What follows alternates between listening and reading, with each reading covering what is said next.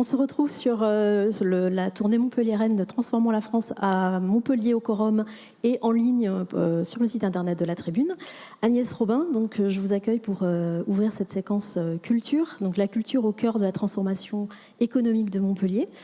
Vous êtes adjointe au maire de Montpellier, Michaël Delafosse, délégué à la culture et à la culture scientifique. Vous êtes également maître de conférence à l'Université de Montpellier, faculté de droit, spécialiste dans le droit de la propriété intellectuelle et le droit numérique. Alors, en matière de culture, l'actualité éminente et imminente de Montpellier, c'est sa candidature pour être capitale européenne de la culture en 2028. Cette candidature Montpellier 7 engage tout un territoire, 154 communes, 8 intercommunalités. Je les cite très rapidement: Montpellier Métropole, 7 Aglopoles, Pays de Lunel, Grand Pic Saint-Loup, la vallée de l'Hérault, Hérault Méditerranée, Terre de Camargue et Pays de l'Or. Et bien sûr aussi l'ensemble des acteurs culturels du territoire, le tout soutenu par la région Occitanie et le département de l'Hérault. Pour être complète, je précise que le territoire est en compétition avec 3 autres candidatures: Bourges, Clermont-Ferrand et Rouen. Décision le 13 décembre. D'ici là, 3 temps et ça commence samedi prochain. Oui. Merci et bonjour. Tout d'abord, merci pour votre invitation. En effet, le premier temps, là, dans cette dernière ligne droite, c'est la visite de notre ministre de la Culture, Rima Abdul-Malak, qui sera présente sur le territoire de la ville de Montpellier ainsi que sur le territoire de la ville de Sète. Samedi. Oui. Donc, dès samedi, nous allons la recevoir et puis le maire président, Michaël Delafosse, aura l'occasion de discuter avec elle un petit peu d'un certain nombre de choses. Et c'est une visite qu'elle assure auprès de l'ensemble des villes candidates à la capitale européenne de la culture, bien sûr. Et puis ensuite, nous aurons un autre temps qui est la visite du jury sur notre territoire que nous accueillerons donc début décembre. Où, à l'occasion de cette visite, nous aurons l'occasion ainsi de les faire rencontrer un certain nombre de nos acteurs culturels et puis leur présenter in situ les projets de cette candidature, de notre candidature. Et puis, enfin, cette dernière ligne droite se terminera par une audition devant le jury, justement. Le grand oral, donc. Un grand oral, exactement, qui est le second grand oral, puisqu'il y en avait déjà eu un au mois de février, qui nous avait permis d'être préqualifiés. Ouais. Et ce second grand oral se déroulera à Paris et devant le jury. Et le lendemain, donc ça va être très rapide, nous aurons la réponse, la diffusion, publication des résultats. Alors, est-ce qu'on peut donner les grands axes de cette candidature ? Oui, bien sûr. Alors, cette candidature, elle est aujourd'hui constituée autour de 3 grands enjeux qui sont reliés, actés, célébrés. Et puis, sur ces enjeux, en fait, et ces défis, il y a 3 axes artistiques qui ont été définis. Ces 3 axes artistiques, c'est tout d'abord la question des chemins du vivant. En fait, c'est comment est-ce que l'on parcourt un territoire selon un mode artistique, c'est-à-dire avec des idées développées par des artistes, mais comment est-ce qu'on découvre et on sillonne un territoire tel que le nôtre, un territoire, vous l'avez dit tout à l'heure, qui est un vaste territoire. 154 communes, ça n'est pas rien. 8 intercommunalités, ça n'est pas rien. Et donc, il s'agit évidemment à travers la découverte de la nature, de découvrir ce territoire à travers notamment des grandes traversées. Ça fait partie d'un des projets sur les chemins du vivant. Et puis, il y a aussi un deuxième axe artistique qui est la fabrique du futur ou des futurs. C'est-à-dire la manière dont, pour la jeunesse, nous pouvons imaginer des futurs désirables.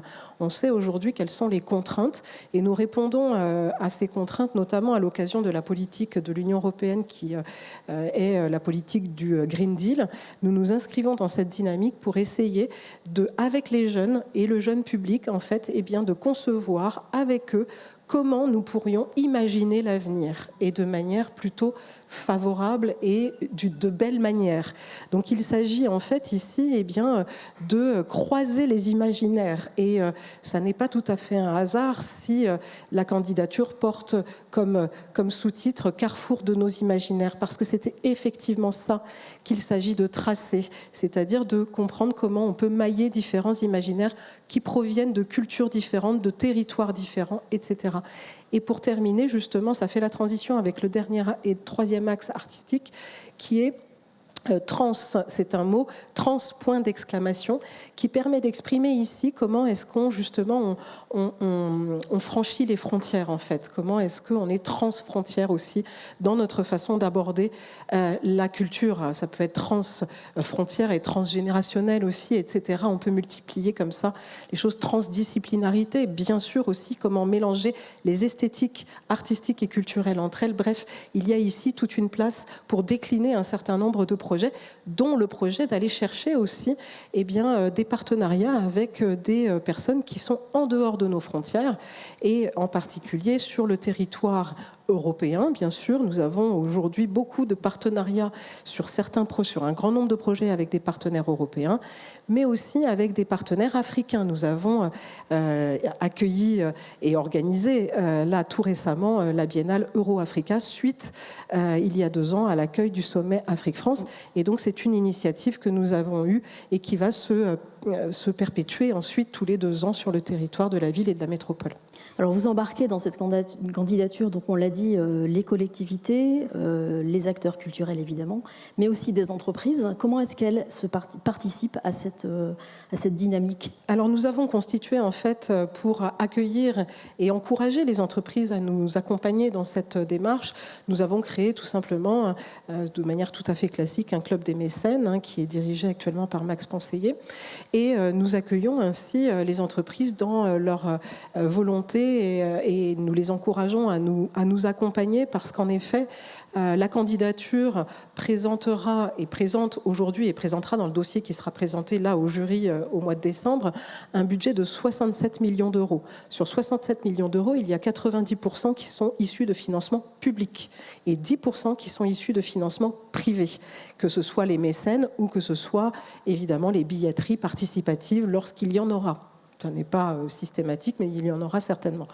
Donc en fait, ici, nous avons un besoin de convaincre évidemment les mécènes de nous accompagner. D'abord, ce que nous leur disons et ce que j'ai eu l'occasion de leur dire lorsque j'ai eu à intervenir et ce que leur dit évidemment le maire-président dans ces occasions-là, c'est que bien sûr, créer une candidature et en tout cas et éventuellement obtenir le titre de capitale européenne à la culture, eh bien ça signifie en fait accentuer et mettre vraiment l'accent sur le développement économique qui est la thématique de votre manifestation et de votre événement. C'est-à-dire qu'en fait, il s'agit ici d'impulser. C'est pas histoire de rendre le territoire plus attractif parce qu'il l'est déjà beaucoup. C'est un territoire très attractif, c'est un territoire très touristique, mais il s'agit d'aller plus en profondeur sur le développement économique de ce territoire. C'est un peu la problématique du territoire ici, c'est de développer de façon plus pérenne en fait le développement des entreprises notamment qui viennent s'installer sur le territoire, comme on le dira d'ailleurs peut-être tout à l'heure au sujet des industries créatives et culturelles. Alors imaginons que le 13 décembre Montpellier soit choisi, ce qui va lui permettre de rayonner d'une manière XXL.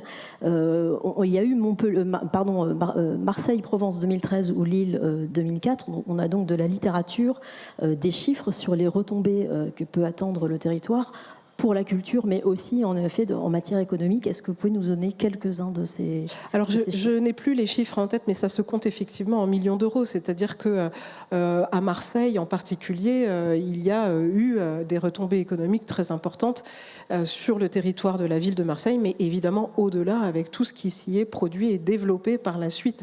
C'est-à-dire ce qu'il faut concevoir, c'est qu'une candidature, ça n'est pas juste une année 2028. C'est d'abord tout le travail de préparation et on y est, et donc on sait à quel point c'est un dossier très lourd à porter, mais c'est aussi en fait tout le développement qui s'en suivra, c'est-à-dire tout le développement qui est issu de la programmation de l'année 2028, donc qui est une année phare évidemment en ce sens, mais qui doit produire ensuite d'autres choses en fait c'est un projet pour les 15 ans à venir en réalité, hein, c'est-à-dire que avec beaucoup d'investissements notamment sur le territoire. Bien sûr, oui.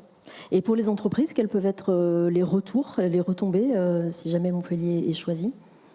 Les retombées, elles sont indirectes, c'est-à-dire que en fait, le fait de participer permet aussi d'abord une visibilité en cas de victoire, bien sûr, déjà maintenant, ça c'est clair, mais évidemment davantage encore en cas d'élection de la ville de Montpellier en tant que capitale européenne. Donc c'est une visibilité pour les entreprises très importante. Et puis surtout, je pense que pour en avoir discuté avec certaines d'entre elles, c'est une vraie volonté, de toute façon, une vraie conviction qu'elles ont qu'il faut que le territoire soit aussi accompagné des entreprises, c'est-à-dire elles sont généralement convaincues de ce que, en fait, il y a ici à soutenir un effort qui est l'effort des collectivités, en fait, qui est un effort financier considérable, parce que nous pensons en effet que la culture est un atout, est un levier, un plaidoyer même en faveur d'un certain nombre d'autres valeurs en réalité.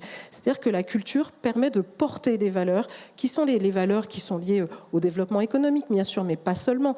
La culture, c'est aussi grâce au travail des artistes, qui parfois d'ailleurs travaillent aussi avec les scientifiques, je le sais parce qu'on développe aussi des axes arts et sciences, et ça fera partie des projets de la candidature aussi d'ailleurs, c'est qu'en fait les artistes sont en mesure de nous apporter aussi des visions, des solutions, ou en tout cas des imaginaires qui permettent de porter un certain nombre de choses sur le plan des mobilités, par exemple. Comment est-ce qu'on maille un territoire avec les mobilités qui sont les nôtres aujourd'hui? Nous avons un très beau partenariat avec la SNCF justement à l'occasion de cette candidature. Comment est-ce qu'on réfléchit les mobilités sur un territoire? On le sait aujourd'hui, c'est un de nos axes très forts de notre politique en général. Et comment, par exemple, est-ce qu'on pense la question de la protection de l'environnement grâce au travail des artistes aussi? Il y a beaucoup d'artistes aujourd'hui qui travaillent sur ces questions-là, et comment ils peuvent... Je pourrais décliner encore sur l'espace public. Comment est-ce qu'on peut concevoir l'espace public dans une ville ou sur un territoire, quel qu'il soit, mais grâce à l'aide et grâce aux réflexions des artistes, elles sont vraiment très fécondes. Penser différemment et innover. Juste une dernière petite question pour terminer. Montpellier peut aussi ne pas être retenu. Néanmoins, la dynamique est lancée. Donc, est-ce que ça veut dire que si on perd, on gagne quand même ? Oui, si on perd, on gagne quand même. Effectivement, c'est ce qu'on se dit pour continuer à avancer malgré les échéances et puis malgré l'idée que... Mais nous y croyons de toute façon très fortement. Nous avons, je pense, un très bon dossier, fondamentalement, sur lequel nous avons beaucoup travaillé.